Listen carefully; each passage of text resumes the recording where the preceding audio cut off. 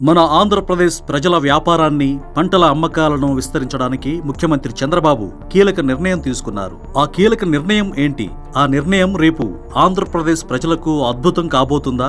మన ఉనికి దేశవ్యాప్తంగా మరింత పెరగబోతుందా అనే పూర్తి వివరాలను ఈ వీడియోలో మనం తెలుసుకోబోతున్నాం. మన రాష్ట్రంలో ఆప్కో, లేపాక్షి, గిరిజన సహకార సంస్థ తయారు చేస్తున్న ఉత్పత్తులు అందుబాటులోకి వస్తున్నాయి. అలాగే అరకు కాఫీ దొరుకుతోంది. కొండపల్లి బొమ్మలు, చేనేత కార్మికుల వస్త్రాలు ప్రత్యేక మేళా ద్వారా అమ్మకం జరుగుతుంటాయి. ఇప్పుడు వీటన్నింటినీ ఒకే వేదికపై తెస్తున్నారు. ముందుగా ఢిల్లీ, హైదరాబాద్, విజయవాడ, విశాఖ, తిరుపతిలో కమర్షియల్ కాంప్లెక్స్లు నిర్మించి ఈ ఉత్పత్తులన్నీ అమ్మకానికి ఉంచుతారు. రాష్ట్రంలో ఒక ప్రత్యేకత సంతరించుకుని గుర్తింపు తెచ్చుకున్న వస్తువులన్నీ ఈ కాంప్లెక్స్ లో ప్రజలకు లభ్యమవుతాయి. చేనేత, హస్తకళ అభివృద్ధి గౌరవ సలహాదారుగా నియమితులైన సుచిత్ర ఎల్ల విజయవాడలో చేనేత, జౌలి శాఖ మంత్రి సవితను కలిసి ఈ విషయంపై చర్చించారు. చేతి వృత్తులపై ఆధారపడి జీవిస్తున్న ప్రతి ఒక్కరికి గౌరవప్రదమైన ఆదాయం లభించేలా చేయబోతున్నారు. ముఖ్యమంత్రి చంద్రబాబుతో కలిసి తాను చర్చించిన విషయాలను సుచిత్ర మంత్రికి వివరించారు. ఆ ప్రకారం ముందుగా 5 ప్రాంతాల్లో నిర్మాణం జరుపుకున్న తర్వాత